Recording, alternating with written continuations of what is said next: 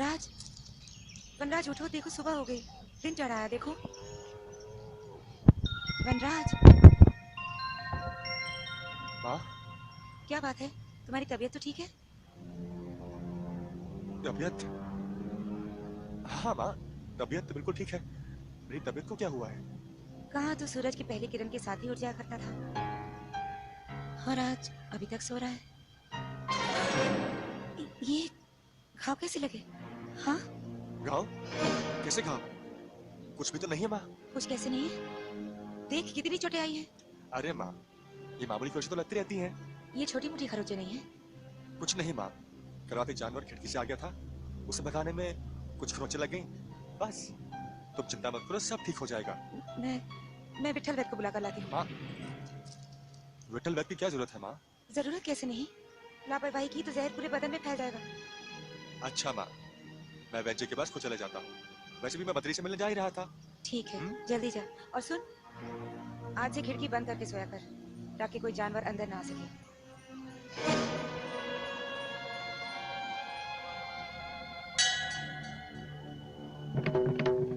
यहाँ बैठकर तकदीरें लिखना बहुत आसान है। मुझसे पूछो जो तुम्हारे दिए हुए फैसले को भुगत रहा है। मैं पूछता हूँ, क्या गुनाह किया है मैंने? किस पाप का इंतकाम ले रहे हो मुझसे? क्यों मावस की काली स्याही से मेरा भाग्य लिखा तुमने? जवाब दो, क्यों? ये कैसा जीवन दिया है तुमने? मुझे खुद नहीं मालूम मैं कौन हूँ। माँ कहती मैं एक लकड़हारे का बेटा हूँ, बाबा कहते हैं मेरे पिता एक राजा है। आखिर मैं हूँ कौन? बचपन से लेकर आज तक माँ तुम्हारी चौखट पर लाती रही, कहती थी या माथा टेको, वो माथा टेको, भगवान तुम्हारा उद्धार करेंगे। तुमने ये उद्धार किया है मेरा? एक इंसान से मुझे एक जंगली हैवान बना दिया। तुमने मेरा राज्य छीना, मेरा पिता छीना, मेरी हर खुशी छीनी।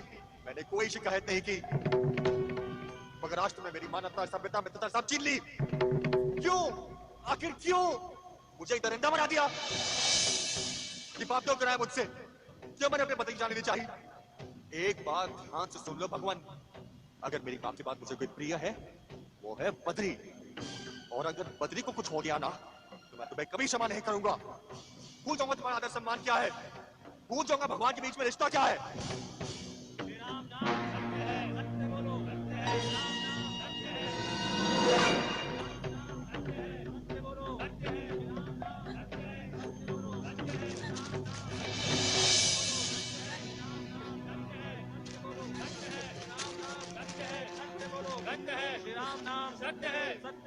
ये क्या हो गया बेटा?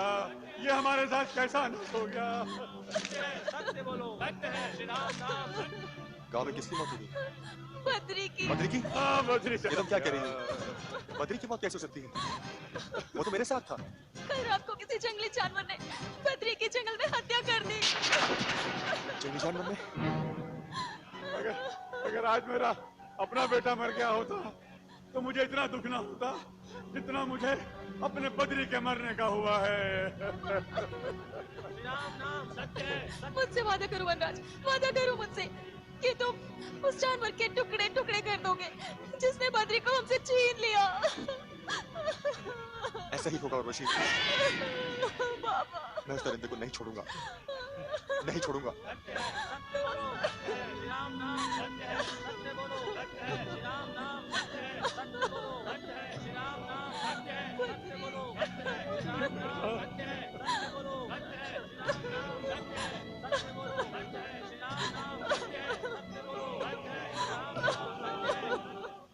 सर्वमंगल मांगले शिवे सर्वादि साधके शरण्य त्र्यंबके गौरी नारायणी नमस्तुते। ओम स्वाहा, ओम स्वाहा, ओम स्वाहा, ओम स्वाहा।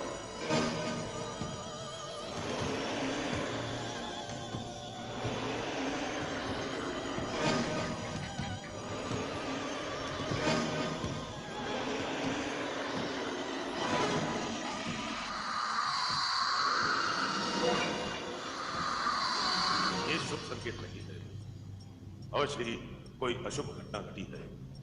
ये वातावरण में प्रलय कैसे?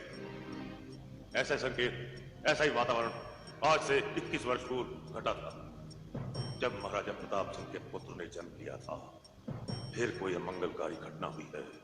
ये घटना क्या है, मुझे देखना होगा मुझे।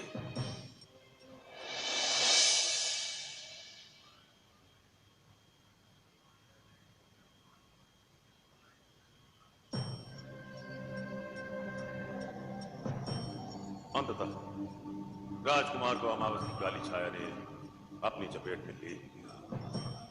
महाराजा प्रताप सिंह, वो मेरी जिस भविष्यवाणी को सारी दुनिया झुटलाने की कोशिश कर रही थी, वो सत्य साबित हो रही है।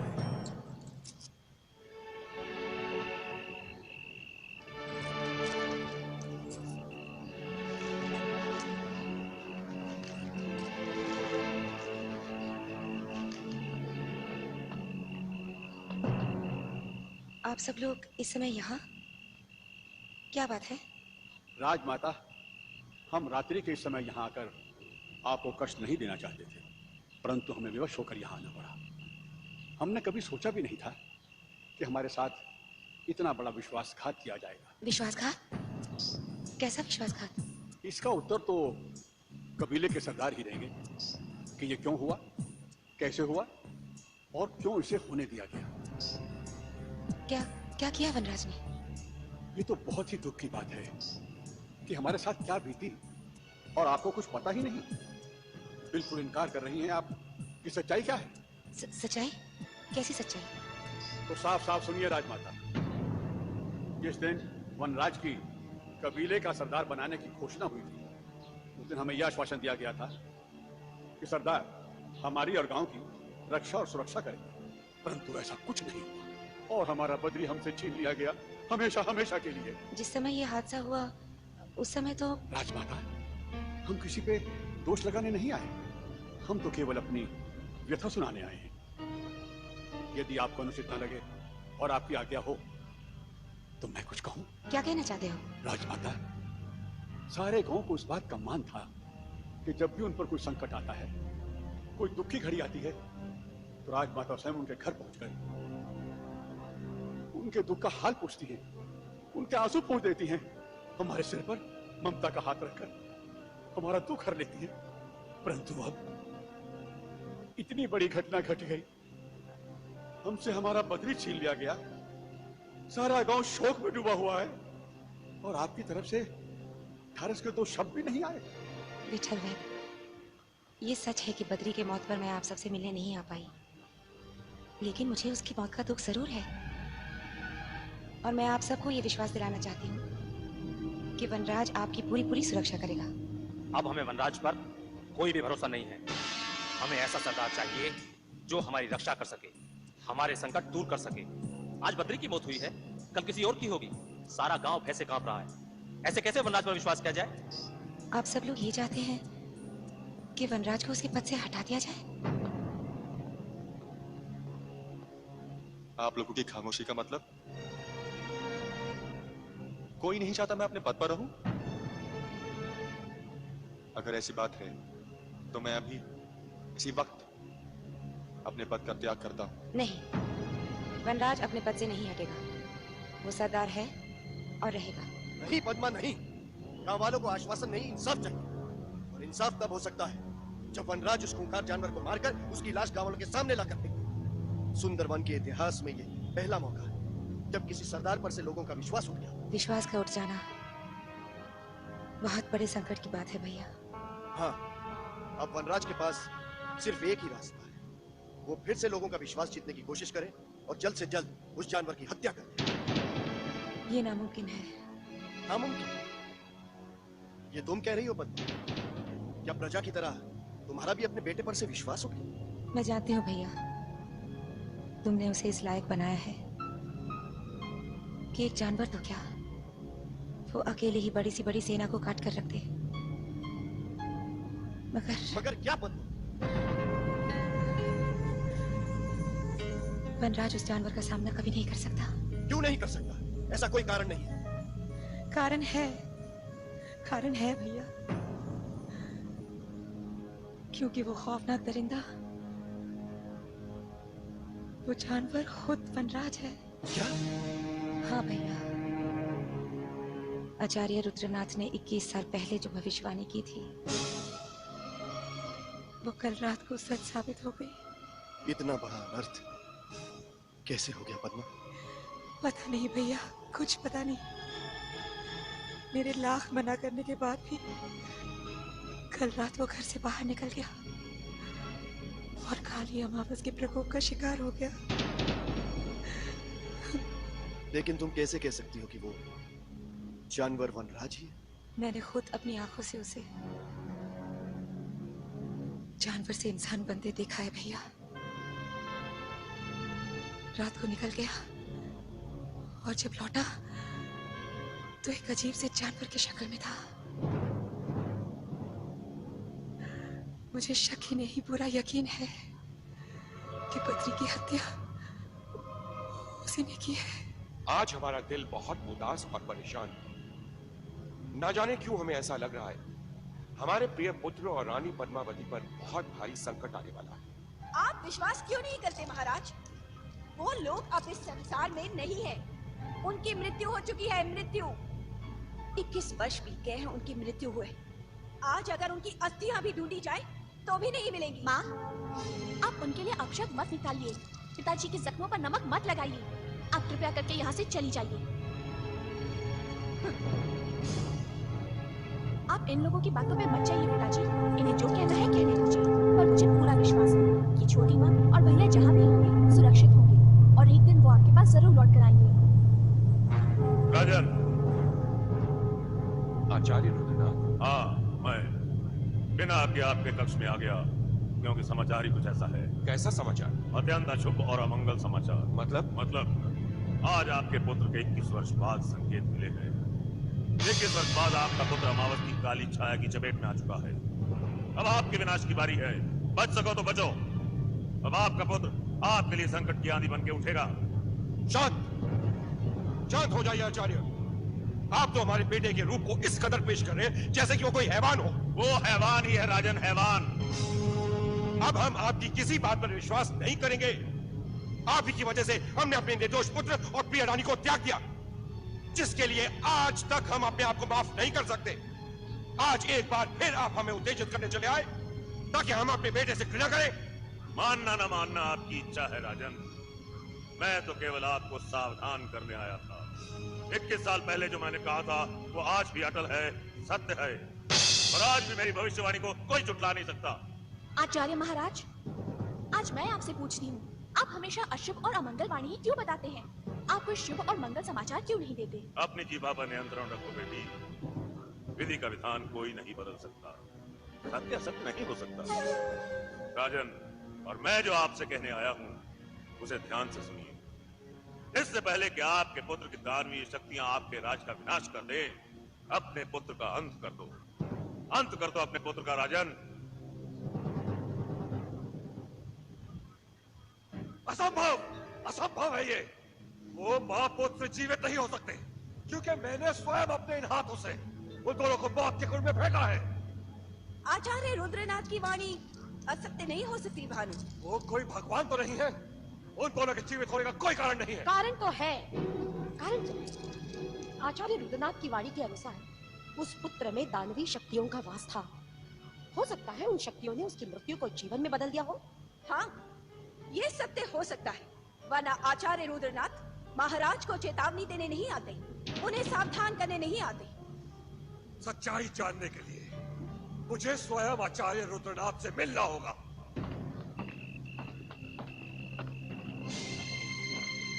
आओ कुंवर भानु प्रताप, आओ। क्षमा करना आचार्य, मैंने आपकी तपस्या में बाधा डाल दी, किंतु कारण ही कुछ ऐसा था कि मुझे आना पड़ा। तुम्हारी चिंता का कारण तुम्हारे चेहरे से स्पष्ट है। बोलो क्या चाहते हो? आचार्य महाराज, क्या ये बात सत्य है कि छोटी मां और उनका पुत्र जीवित है? निसंदेह जीवित है। असंभव! ये कैसे हो सकता है? जब आपने मुझे बताया था कि उस बालक में दानवीय शक्तियां हैं, तो आज से 21 साल पहले मैंने अपने इन्हीं हाथों से उसका अंत किया था। उसका अंत और तुम्हारे हाथों 100 जन्म लेकर भी तुम उसका अंत नहीं कर सकते। उसमें जो शक्तियां हैं, उनसे जो भी टकराता है वो उसका विनाश कर देती हैं। वो हर शक्ति से परिपूर्ण है। वो जीवित है, उसमें इतनी सारी शक्तियां हैं इसका क्या प्रमाण है आपके पास? प्रमाण है। मैं तुम्हारे हर प्रश्न का उत्तर दूंगा और तुम्हारे भाई के जीवित होने का प्रमाण भी। जाओ, जाकर स्वयं अपनी आंखों से देख लो। यहाँ से दक्षिण दिशा में 100 कोस की दूरी पर एक गांव है, माधोगढ़। वहां एक काली घाटी है। उस काली घाटी में तुम्हें अपने हर प्रश्न का उत्तर मिल जाएगा। पत्थर में तराशी हुई मूर्ति तुम्हें पूरे 21 वर्षों की गाथा सुनाएगी।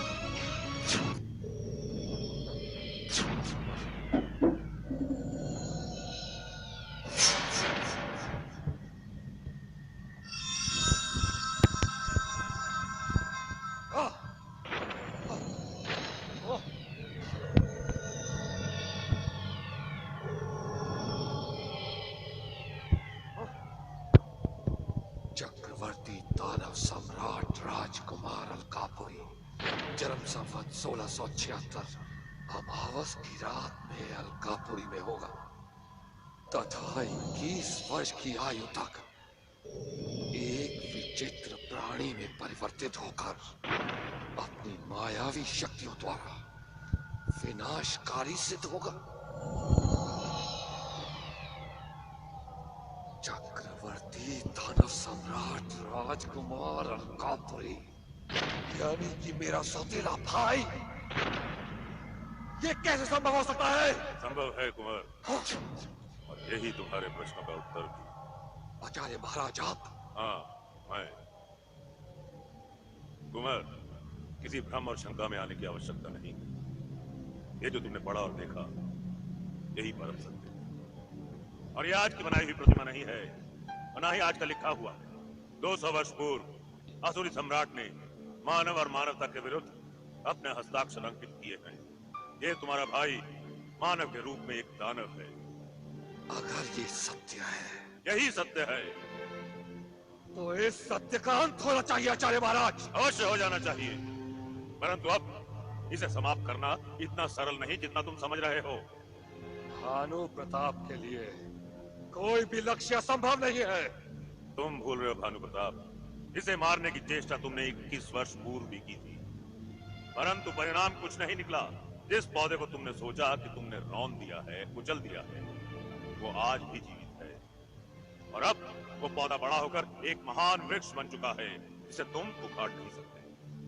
उखाड़ नहीं सकता, पर जड़ से काट तो सकता हूँ।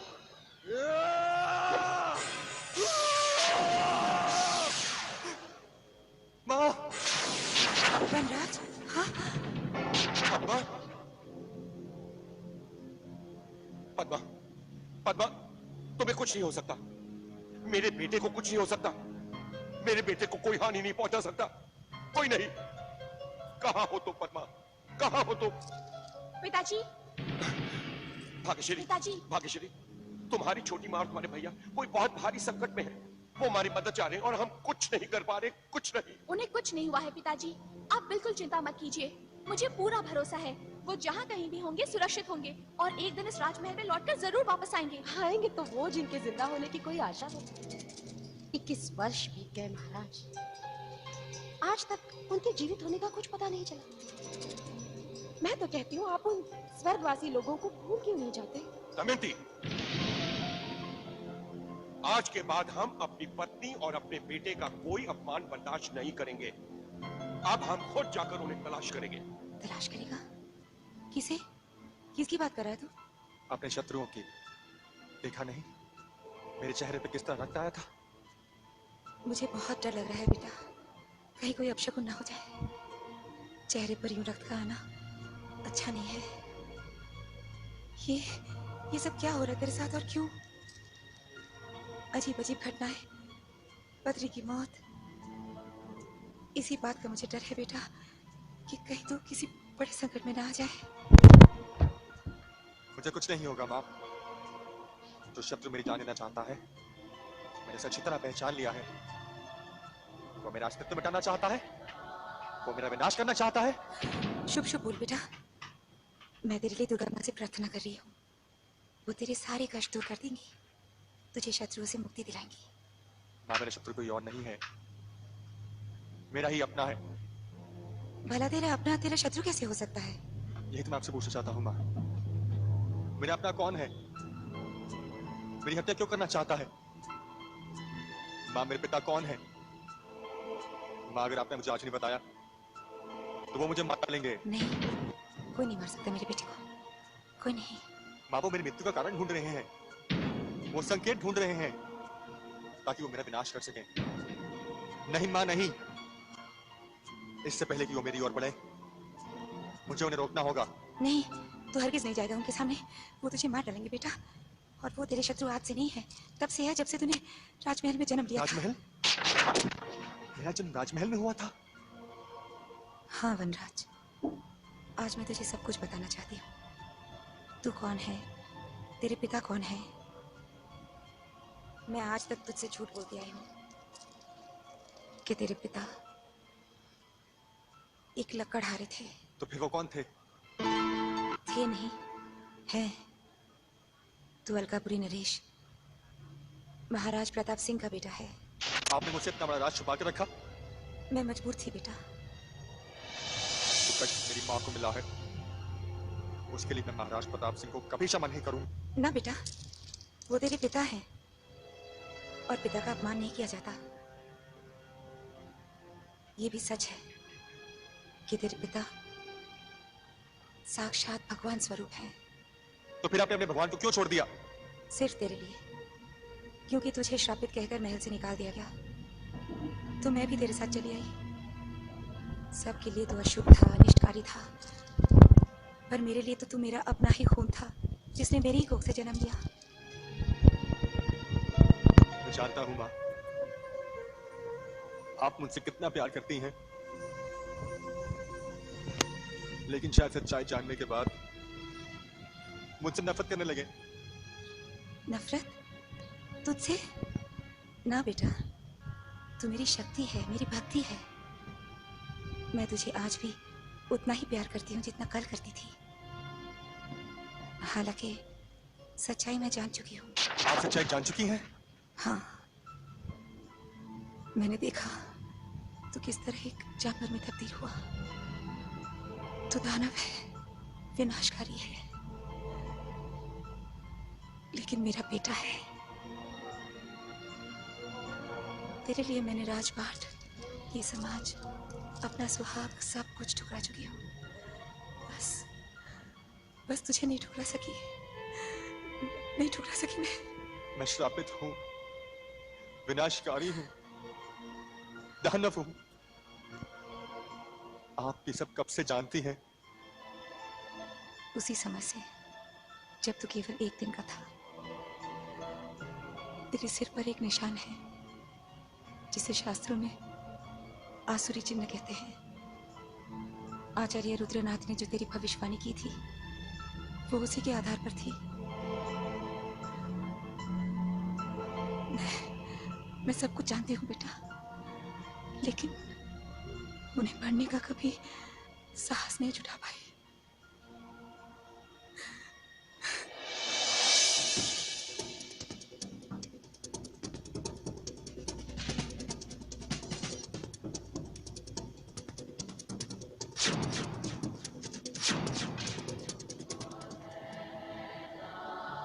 मैं इसे पेशाब का शिकार क्यों हूं? ये निशान मेरे ही सर पर क्यों है? मैं इस निशान को मिटा दूंगा। ये किताब कहती है कि ये मेरे दानवी होने का सबूत है। मैं सबूत को ही मिटा दूंगा। मुझे मानव से दाना बनने का कोई शौक नहीं है। अपने आप को कष्ट मत दो वनराज। अब तुम्हारे चिन्ह तुम्हारे सिर से कभी अलग नहीं हो सकता। कौन हो तुम? क्या चाहते हो? तुम्हारे लिए जानना आवश्यक नहीं है वनराज कि हम कौन हैं। केवल इतना सुनो, हम दानवी संसार का राज सिंहासन और ताज और तख्त तुम्हें सौंपना चाहते हैं, जहां पर केवल तुम्हारा ही आदेश होगा, केवल तुम्हारा। नहीं चाहिए मुझे तुम्हारी दुनिया, नहीं चाहिए मुझे तुम्हारा दास तख्त। मुझे अपनी दुनिया अपने संसार में रहने दो। मुझे आजादी चाहिए, मुझे आजाद कर दो। मुझे मेरी धरती से अलग मत करो, मुझे मेरी मिट्टी से अलग मत करो। नहीं, ये संभव नहीं है वनराज। मानव संसार ने वर्षों तुम्हारे जन्म की प्रतीक्षा की है, इसलिए तुम्हें हमारी दुनिया में ही आना है। तुम्हारा जन्म इंसानों के लिए नहीं हुआ है, हमारे लिए, केवल हमारे लिए। और उसकी मोहर हमने तुम्हारे माथे पे लगा दी। अब ये मोहर कोई नहीं हटा सकता। दुनिया में ऐसी कोई ताकत नहीं है वनराज जो चिन्ह को तुमसे अलग कर सके। आज मैं इस मोहर को अपने सिर से अलग कर दूंगा। अब इस तरीके से सिर को ही काट दूंगा जिस हिस्से पर तुम्हारी मोहर के बाद तुम्हारा दाग लगा है। नहीं वनराज, नहीं। ये मोहर केवल मोहर नहीं है, बल्कि तमाम दानव शक्तियों की तरफ से तुम्हारे सिर पर रखा हुआ एक ताज है। और ये ताज किसी भी कीमत पर तुम्हारे सिर से नहीं उतारा जा सकता। पूरा मायावी संसार तुम्हें अपना सम्राट मान चुका है। एक बात याद रखो वनराज, तुम्हें मानवों का विनाश करना है, क्योंकि तुम दानव सम्राट, दानव सम्राट। नहीं, मुझे तुम्हारा सम्राट बनना मंजूर नहीं है। मैं इस दाग को हमेशा के लिए अपने सर से अलग कर दूंगा, अलग कर दूंगा।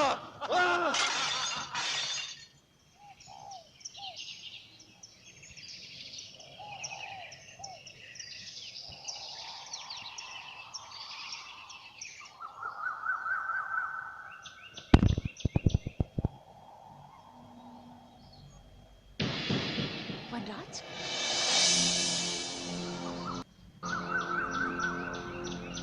वनराज जी क्या हुआ तुम्हें? ये खून कैसा? कुछ नहीं हुआ मुझे। कुछ नहीं हुआ? अरे पूरा चेहरा लहलुहान है और तुम्हारे सर पे इतनी चोटें और तुम कहते हो कि कुछ नहीं हुआ।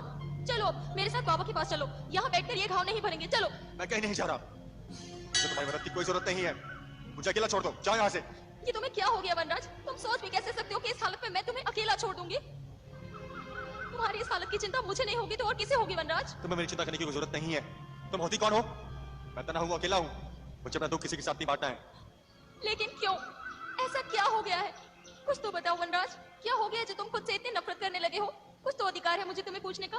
क्या बताऊं क्या हुआ मेरे साथ, क्या बीती मुझ पर? किसी से कुछ नहीं कह सकता। किसी और को नहीं बता सकते? कम से कम मुझे तो बताओ, मैं तो तुम्हारी अपनी हूँ ना। कुछ तो बताओ वनराज, आखिर क्या कारण है तुम्हारे शरीर से इस तरह रक्त बहने का? कारण न मैं बता सकता हूँ, ना तुम सुन सकती हो। अगर बताऊंगा तो तुम्हारा प्रेम भी नफरत में बदल जाएगा उर्वशी। अच्छा ठीक है, नहीं बताना है तो मत बताओ, लेकिन कम से कम मेरे साथ बाबा के पास तो चलो। नहीं, मैंने कहा ना मुझे नहीं जाना।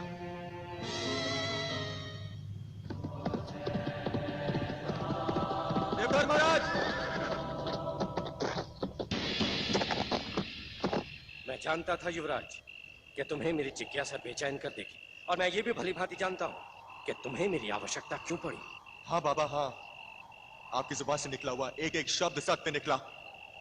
वह हैरतअंगेज हादसा जिसके बारे में आपने... सब कुछ पता है मुझे, सब कुछ। युवराज, मुझे कुछ भी बताने की आवश्यकता नहीं है। क्या बताना चाहते हो तुम? यही इस अमावस की काली रात में तुमने अपने श्राप को परखने की चेष्टा की। अमावस की काली छाया का प्रकोप कैसा होगा, इस सच्चाई को जानना चाहा। हाँ बाबा हाँ, मैंने इसलिए परखना चाहा क्योंकि तुम्हें इन बातों पर विश्वास नहीं था, भरोसा नहीं था, क्योंकि तुम्हारे लिए यह सब अंधविश्वास है। सच तो यही है बाबा, मुझे इन बातों पे विश्वास नहीं था, भरोसा नहीं था, कि ऐसी भी शक्तियां होती हैं। अवश्य ऐसी शक्तियां हैं, और ये वो शक्तियां हैं जिससे टकराने का साहस कोई भी नहीं कर सकता। स्वयं तुमने देख लिया कि इस प्रकार प्रकोप की शक्ति ने तुम्हें इंसान से जानवर बना दिया। न केवल तुम्हारा आकार ही बदला, तुम्हारा हृदय भी जानवर में बदल दिया। सब कुछ ऐसा ही हुआ बाबा, सब कुछ। मैं आपसे इसलिए मिलना चाहा था ताकि आप इस प्रकोप से, इस श्राप से तुम्हें मुक्ति कैसे मिले, इस मुसीबत से छुटकारा पाने का उपाय चाहते हो तुम युवराज? हाँ बाबा, इस अमावस के श्राप से, इस भयानक प्रकोप से छुटकारा चाहता हूँ। कोई उपाय बताइए बाबा। नहीं युवराज, इस प्रकोप से मुक्ति का कोई उपाय नहीं है। इसमें मैं तुम्हारी कोई सहायता नहीं कर सकता। तो क्या मैं सारी उम्र इसी मुसीबत से जूझता रहूंगा? नहीं, ऐसा बिल्कुल नहीं है। तुम्हें इस श्राप से छुटकारा अवश्य मिलेगा, परंतु इसके लिए तुम्हें प्रतीक्षा करनी होगी। मुझे दुख है युवराज कि इस कठिनाई में मैं तुम्हारी कोई सहायता नहीं कर सकता। बाबा, क्या आप मुझे बता सकते हैं मेरे जीवन में और क्या क्या घटनाएं होने वाली हैं? बहुत कुछ होना बाकी है युवराज। बहुत जल्द तुम्हें इस राज्य को छोड़कर एक ऐसे राज्य की ओर प्रस्थान करना है जहां पग पग पर तुम्हारी मृत्यु का द्वार होगा। किंतु समस्त संकटों के उपरांत भी मृत्यु तुम्हारे निकट नहीं आएगी। तुम सुरक्षित रहोगे और तुम अपने लक्ष्य में सफल लौटोगे। मेरे उस महान राज्य की ओर जाने का कारण क्या होगा? तुम्हारे पिता। पिता? हाँ युवराज, तुम्हें अपने पिता के कारण ही उस राज्य की ओर प्रस्थान करना होगा, क्योंकि तुम्हारे पिता और तुम्हारे राज परिवार पर तुम्हारे ही कारण एक संकट आने वाला है। मेरे कारण? हाँ युवराज, किंतु उस संकट का निवारण तुम ही होगे। और यह सत्य भी है कि तुम्हारी हर समस्या का प्रतिफल तुम्हें उसी राज्य में मिलेगा। बस ये समझो कि किसी भी समय तुम्हें उस राज्य की ओर प्रस्थान करना पड़ेगा युवराज। सिर्फ मेरा अधिकार है अलकापुरी की राजगद्दी पर। मैं भानु प्रताप। अपनी इस मय को समाप्त कर दो कुंवर। हाँ, जिस व्यक्ति की प्रतिमा तक पर तुम छू नहीं पाए, उसका वध भला तुम क्या कर पाओगे? मैं को समाप्त कर दूं, जब यही मैं हम में बदल जाएगा, तब आप देखिएगा। मैं अपनी पूरी सेना के साथ उसका मुकाबला करूंगा, मिट्टी में मिला दूंगा उसे। आप बस मुझे इन चित्रों के चित्रकार का पता बता दीजिए। उसे तो अवश्य पता होगा कि मेरा यह सौतेला भाई कहां बसता है। भानु प्रताप, तुम क्या समझते हो? ये चित्र किसी राह चलते चित्रकार ने बनाए हैं? नहीं, ये चित्र समस्त सृष्टि के रचयिता के परम शत्रु दानव सम्राट ने रचे हैं। इसका कारण क्या है आचार्य महाराज? कारण जानना चाहते हो? तो सुनो। दानव शक्तियां अमावस की अशुभ घड़ी की वर्षों प्रतीक्षा करती है। ये उस घड़ी में कोई शिशु जन्म ले, क्योंकि कंडमूल के समय जो भी शिशु जन्म लेगा वो उन्हीं का अवतार होगा। अमावस की अनिश्चित रातों के पश्चात कहीं जाकर दानवों की इच्छाएं पूर्ण होती हैं। वो हर्षोल्लास में नाचते हैं, गाते हैं, झूमते हैं और मनुष्यों के बीच पल रहे अपने भावी सम्राट के चित्र बनाते हैं। ये चित्र तुम्हारे भाई के नहीं, अब तो दानव के अवतार के हैं, और दानव के इस अवतार का अंत तुम्हारे जैसा साधारण योद्धा नहीं कर सकता। इसका प्रमाण तुम अभी देख चुके हो। अगर इस सौतेले भाई की मृत्यु मेरे हाथों नहीं लिखी, तो कोई तो कहीं ऐसा होगा जिसके हाथ इस सौतेले की गर्दन तक पहुंच जाएंगे। अवश्य होगा। जब जब इस धरती पर किसी दानव ने जन्म लिया है, तब तब उसका विनाश करने वाला भी उत्पन्न हुआ है। अवश्य वनराज का विनाश करने वाला इस धरती पर है। कौन है वो? कहां है वो? मुझे उसका ठिकाना बताइए। आचार्य महाराज, मैं खुद उस व्यक्ति से मिलूंगा और वनराज की मृत्यु की दुहाई मांगूंगा। संकेत नहीं मिले हैं अब तक, और ऐसे दानव के अंत के लिए